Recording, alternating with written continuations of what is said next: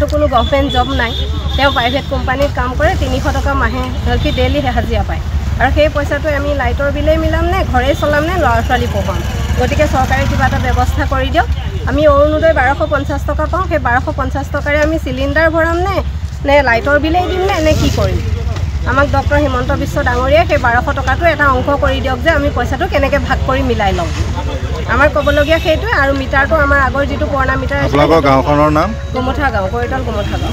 বহুত বেছি আহিছে মানে বহুত বেছি আৰু অলপ বেছি নহয় হেতু আমি বিলটো বহন কৰিব নোৱাৰো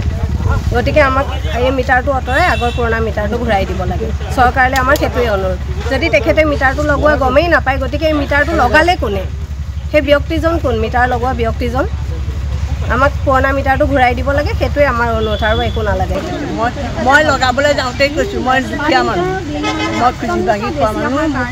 এইটো মিটাৰ নালাগে তেওঁলোকে লগাইছে কিয় মইতো ইমান পইচা দিব নোৱাৰোঁ কি বিচাৰে এতিয়া মোক কমাই যিটো আগৰ ৰেটত যিটো আহিছিলে মোৰ মিটাৰ সেইটো লগাই দিলে অলপ বেছি নহয় আৰু মানে এইটো বিলে মানুহক মাৰিব ক'ৰ পৰা বিল দিব কোৱাচোন কেনেকৈ পে'মেণ্ট কৰিম বাৰু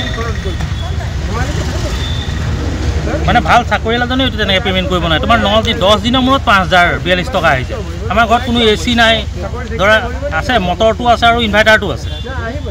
আগতে বিল কিমান আহিছিল আগতে বিল মোৰ সেইটো 700 800 তেনেকৈ আহি আছে এটা 10 দিনত 5000 আহিছে তে কেনেকৈ এই বিলটো পে'মেণ্ট কি ব্যৱহাৰ কৰে আপুনি মোৰ ব্যৱহাৰ কৰাৰ ভিতৰত খালি আছে মটৰটো আছে আৰু ইনভাৰ্টাৰ আছে ফ্ৰিজো নাই আপোনালোকৰ গাঁওখনৰ নাম গোমঠা গাঁও দুখন ফেন চলে 3টা বাল্ব চলে আৰু এটা মটৰ চলে তাত মোৰ আগষ্ট মাহত আহিছিলে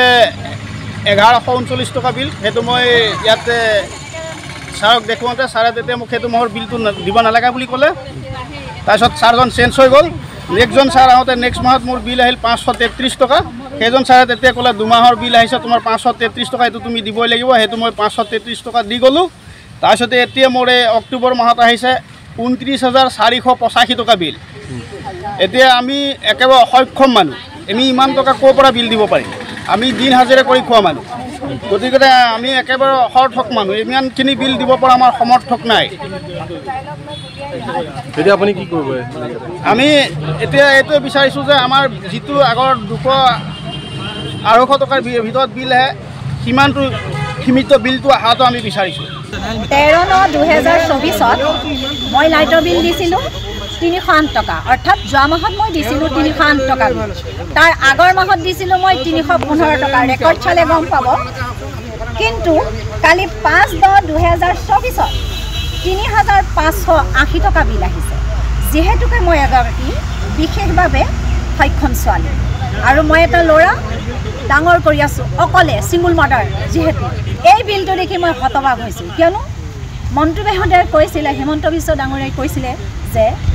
12.5 প্ৰথমে 1000 দিছিলে 250 টকা দিছিলে লাইটৰ বিল দিবৰ কাৰণে এটা সেই অৰুণোদয় কিন্তু এতিয়া সেই 250 টকাৰ ঠাইত কেনেকৈ লাইটৰ বিল আহে 3580 টকা যে লাইটৰ বিল দিব লাগিব আমিতো 250 টকা কেনেকৈ দিম কি বিচাৰে